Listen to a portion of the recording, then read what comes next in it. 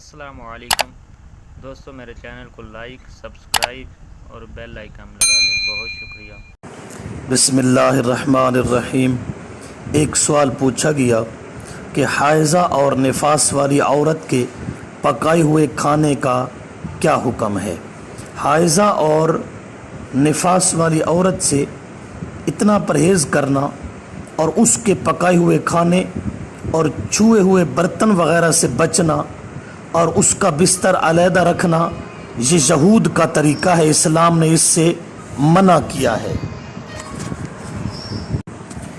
البتہ صحبت وغیرہ یعنی جو امور ناجائز ہیں ان سے بچنا ضروری ہے۔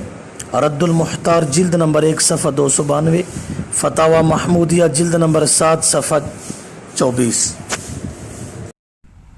اگر آپ کے ذہن میں بھی کوئی سوال ہو تو ہم سے آپ سوال کر سکتے ہیں۔ بہت شکریہ۔ آپ کے تمام سوالات کے جوابات قرآن اور سنت کی روشنی میں دیے جائیں گے۔ جزاک اللہ۔